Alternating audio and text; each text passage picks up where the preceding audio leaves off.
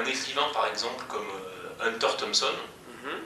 donc qui décrit des expériences avec des drogues hallucinogènes ou autres, pourrait-il, un journaliste ou un écrivain, on va prendre d'abord le cas d'un journaliste, pourrait-il écrire des articles de ce genre-là actuellement en France, c'est-à-dire où il décrit l'effet de drogue, où il, sans condamner, quoi, sans...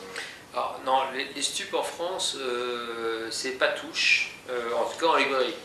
C'est pas touche en général, mais il existe un délit de provocation aux stupéfiants, enfin à l'usage des stupéfiants, qui marche très bien, puisque ça a permis d'interdire aussi bien par exemple la parution de L'Éléphant Rose, qui était un très beau magazine, je dois le dire, donc qu'on pouvait rouler éventuellement si on ne le gardait pas, et qui est mort sous les coups des procès au bout de 6 ou 7 numéros dans les années 90. Jean-Pierre Galland pour fumée clandestine a été poursuivi, s'est retrouvé au tribunal. Enfin bref, il y a toute une littérature. Alors évidemment, si on mettait Hunter Thompson en quelque sorte version française, ça ne passerait pas, mais on a poursuivi les livres de William Burroughs, on a poursuivi plein de choses. Et avant que la mescaline de Michaud ne soit acceptable chez Gallimard, etc., il a fallu faire beaucoup d'efforts. On peut écrire très peu de choses sur la drogue. Il faut qu'il y ait encore une fois une morale, un peu comme la pédophilie dont on a parlé. Il faut qu'il y ait une morale en quelque sorte qui soit c'est vraiment pas bien, et fumer un joint amène à se piquer, et se piquer amène à faire le tapin.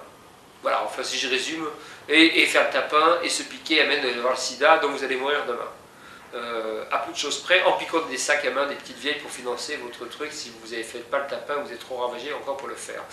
Si moi, demain, j'écris un article disant, par exemple, dans une revue, un magazine, que j'ai testé la cocaïne, je décris les effets de cette cocaïne, ainsi de suite, ça, je peux le faire? Vous pouvez le faire si vous dites « Ah, c'est détestable et j'étais à la limite, je me suis traîné dans le caniveau, etc. » Il faut que vous mettiez une connotation très péjorative. Du genre, s'il faut écrire « Moi, Christian F., 13 ans, drogué et prostitué ». Voilà, ça c'est très bien, ça passe, ça n'aura aucun problème juridique. Si en revanche vous écrivez moi, Emmanuel Pierrat, ou allez, je vais vous prendre vous plutôt, donc Sébastien Merdos a testé je ne sais trop quelle substance, et j'ai pris mon pied, je me suis bien marré, je me suis éclaté, j'ai vu des éléphants roses et des bulles bleues, etc. Et c'était très sympa. Et voilà.